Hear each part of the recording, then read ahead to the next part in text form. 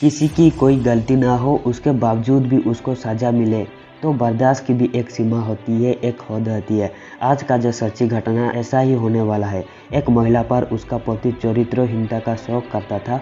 उसको लगता था कि उनका पत्नी का कहीं लोगों से संबंध है और इसी बात को देखते हुए उसका पति अपने पत्नी को पीटने के लिए कोई ना कोई बहाना ढूंढता था। हर दिन किसी न किसी कारण से बुरी तरह से मारता था। तो महिला अपना बेगुनाह का सबूत भी दे दी थी, लेकिन उसका पति को समझ ही नहीं आता था। महीना दर महीना ऐसा ही गुजर रहा था। महिला ने एक पत्र अपने पति के नाम पर लिखा। उसने लिखा, मेरा कोई गलती नहीं है, इसलिए मैं यहाँ से सब कुछ छोड़कर जा रही हूँ। अपने परिवार के सहमति से अपनी नई जिंदगी की शुरुआत करूँगी। मेरी बेटी है, इसका ख्याल रखना। वो अपनी 3 साल की बेटी को घर पर छोड़कर दूर चली जाती है। उसने ये नहीं सोचा था कि बेटी बड़ी होगी, उसका भविष्य कैसे संभाला जाएगी, उसके साथ आखिरकार क्या होगा। आपने बेटी की तो फिक्र ही नहीं की, अपनी ही फिक्र की।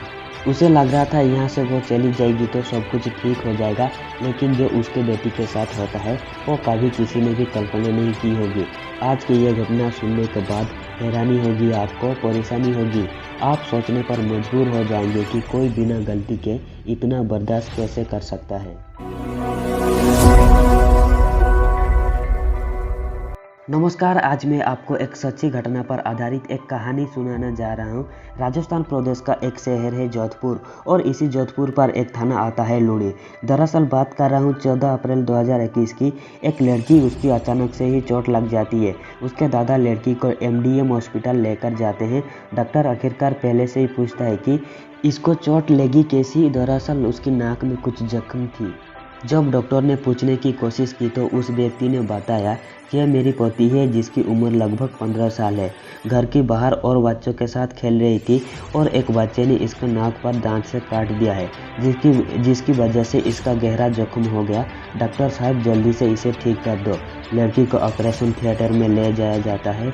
इस बावजूद व्यक्ति को बाहर इंतजार करने के लिए कहा जाता है। डॉक्टर जब इलाज कर रहे थे उस लड़की से पूछा, बेटा तुम्हारे साथ आखिरकार क्या हुआ है। तो लड़की ने घर में खेलते खेलते दांत मार दिया परिवार के ही एक बच्चे ने। लड़की कुछ और बयान दे रही थी, दादा कुछ और बयान दे रहे थे। इसकी बातों को लेकर डॉक्टर को कुछ शौक होता है। कुछ तो बात है जो यहाँ पर सही बताया नहीं जा रही है, ताकि डॉक्टर की सूचना पर लूणी थाने की पुलिस को बुलाया जाता है और पुलिस उस मौके पर आती है। पुलिस इसी लड़की से बात करने की कोशिश करती है तो लड़की ने वो ही बयान दिया जो डॉक्टर साहब को दिया था। और देखते ही देखते उसी थाने में और एक एनजीओ था, मेरे भावना सेवा संस्था की अध्यक्ष पवन मिश्रा जी मौके पर थे और एचओ परमेश्वरी देवी के साथ सीधा उसी अस्पताल एमडीएम मिलने चले जाते हैं। और यहाँ आने के बाद पहले तो एचओ परमेश्वरी ने उस लड़की के साथ बातचीत करने की कोशिश की थी।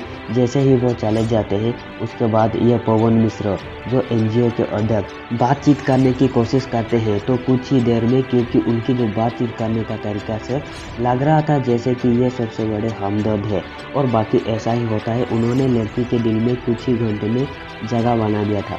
और देखते ही देखते उस लड़की ने जो बात आई उसको सुनने के बाद ना कि पवन मिश्रा, पुलिस, डॉक्टर, हर कोई परेशान था, जो कि इस बच्ची के साथ 2 साल से लगातार अपराध हो रहा है, बिना किसी गलती के सजा भुगत रही है। और लड़की कहती है कि जब वो 3 साल की थी तब उनके माँ के साथ आए दिन मारपीट होती थी। उनको परेशान किया जाता था, गलतियाँ ढूंढी जाती थी और मारते पीटते थे किसी न किसी वक्त। उसे दुनियादारी के बारे में कोई समझ नहीं थी, वो तो बस छोटी सी थी। माँ तो सब कुछ छोड़ छाड़ के चली जाती है, यही सोचकर कि अब इनकी ज़िंदगी में दिक्कत परेशानी थी सब कुछ ख़त्म हो गई है। बेटी घर में रह जाती है, 3 साल की थी। धीरे धीरे करके जब आगे गुजरते हैं, बेटी जब 13 साल की हो जाती है तो उस दिन घर पर कोई नहीं था। उस लड़की के पिता ने अपनी ही बेटी के साथ घिनौना गंदा काम किया, यानी कि माँ का गुस्सा अपनी बेटी पर निकला। यह पहला दिन था और उस बेटी के साथ उसने एक आदत बना लिया था। वो उसकी बेटी को पत्नी की तरह व्यवहार करने लगा। आए दिन उनके साथ घिनौना काम करते हैं। कोई बार इस लड़की की दादा दादी ने गंदे काम को अपने आंखों से देखा था। विरोध करने की हिम्मत नहीं थी। विरोध करते तो समाज की बदनामी, बहुत सारी चीज़ें झेलना पड़ती। इसीलिए अपने बेटे को बार बार समझाते थे, अपने पति को बार बार समझाते थे और समझाते समझाते कब 24 महीने समय गुजर गया पता ही नहीं चला। वो लड़की हर दिन हर वक्त ऐसी परेशानी ऐसी समस्या से जूझ रही थी। विद्यालय जरूर जाती थी, वहाँ उनको थोड़ा बहुत सुकून मिलती थी, लेकिन घर में अपने ही पिता के सामने जब पिता आते थे तो डरती थी। सोने के लिए अक्सर दादी के पास या दादा के पास रही रहती थी, क्योंकि ये जितनी दादी के पास या दादा के पास और विद्यालय में रहती थी उतना देर ही वो सुकून सा महसूस करती थी। उसके बाद और कोई जगह ही नहीं था सुरक्षा से रहने के लिए, क्योंकि अपना बाप ही इसको अपना हवस की शिकार बना रहा था। और इस काम में सागा ताऊ और ताई ने भी कहीं न कहीं आंखें बंद कर रखे थे और इस बात पर कभी विरोध नहीं किया। जब बात हद से ज़्यादा बढ़ रही है तब उसकी दादा अपनी ही पोती को, जिसकी उम्र 15 साल थी, क्योंकि उसके साथ 13 साल की उम्र में यह गंदा काम शुरू हो जाती है और लगातार 2 साल तक चलता रहता है, उसके दादा ने पढ़ाने के लिए बाहर ले जाते हैं। क्योंकि उसके गांव में विद्यालय नहीं थी, दूसरे गांव में थी, तो उसके दादा ने यह बहाने करके कि उसका बेटी पढ़ेगी आगे बढ़ेगी, इसलिए अपने ही पोती को पड़ोस के गांव में एक कमरा दिलवा देते हैं।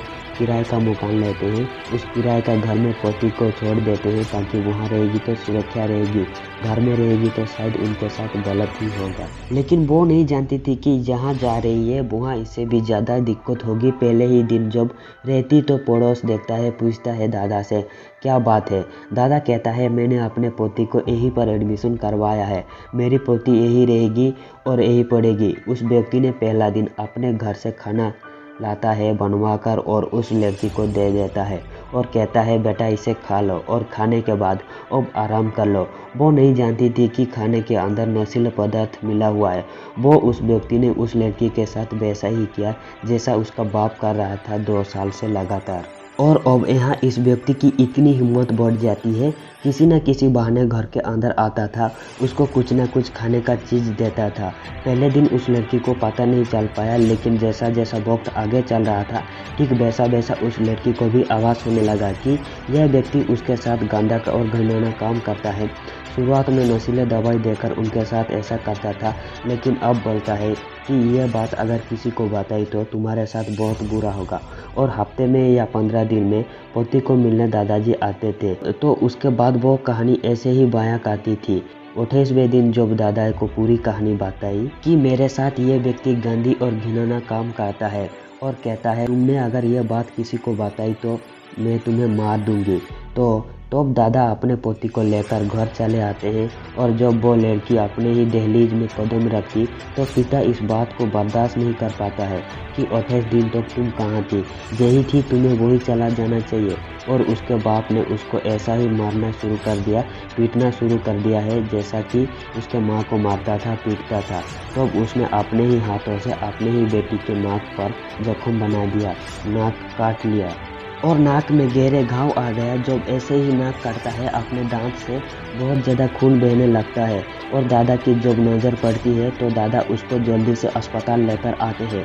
एमडीएम अस्पताल, वहाँ इसकी इलाज करते हैं, लेकिन कहते हैं सच्चाई कभी छुप नहीं सकती। ठीक है, पवन मिश्रा बेटी को ये कहते हैं कि तुम्हारा दर्द हमारा दर्द। पूरी बात सुनी, बात सुनने के बाद फिर पुलिस को बुलाया जाता है और पुलिस को बुलाने के बाद उस लड़के को, जो इस लड़की का पड़ोस बनता है, जो 28 दिन तक घिनौना काम करता है, लड़की का बाप, दोनों का मुकदमा गंभीर धाराओं में दर्ज किया जाता है और पुलिस उनको गिरफ्तार करती है। और जब लड़की को घर भेजने की बात आती है तब लड़की बोलती है अब मैं घर नहीं जाऊंगा, मुझे वो घर जाना ही नहीं है। क्योंकि पुलिस के जांच में ये भी आता है इस लड़के ने जो 28 दिन तक गंदा और घिनौना काम किया है, उस लड़की की सहायता के लिए उन्हें 50,000 रुपये दिया गया था, जो कि इसका पड़ोस किराएदार हुआ करती थी। जिस जगह पर रहकर पढ़ने की कोशिश की, उसे 50,000 की वजह से ही वो लगातार लंबे समय तक घिनौना काम करता आ रहा है। पुलिस पूरी जांच हड़ताल करने के बाद इन आरोपियों को क्या सजा दिला पाएगा, यह तो भविष्य के घर में छिपा हुआ है। लेकिन जिस तरह से इस बेटी को बड़े होकर दिक्कत परेशानी झेलनी पड़ी, बाकी अपने आप में भयानक है, परेशान करने वाला है। जिस दिन वो बच्ची की माँ गई थी सब कुछ छोड़ छाड़ कर अपनी बेटी को सीने में लगाकर अपने साथ निकल जाती, तो बड़ी होकर इस लड़की ने कभी दिक्कत तकलीफ ना देखी होती। साथ ही दुख तकलीफ से वो भले ही चाहे राहत महसूस कर रही हो, लेकिन जो उसने परेशानियां देखी है 2 साल लगातार, 28 दिन लगातार, वो शायद कभी भी इस काल को अपने स्मृति से कभी मिटा पाएगी। बात की कभी कोई गारंटी नहीं है। दोस्तों, इस घटनाक्रम को सुनाने के उद्देश्य किसी को परेशान करने का नहीं है, किसी का दिल दुखाना नहीं है, बल्कि जागरूक करना है, आपको सचेत करना है। जय हिंद, जय भारत। अगर आपको ये वीडियो थोड़ा सा भी अच्छा लगा हो तो वीडियो को लाइक करना और अपने दोस्तों के साथ शेयर करना। एंड चैनल पर पहली बार आए हो ना तो चैनल को जरूर सब्सक्राइब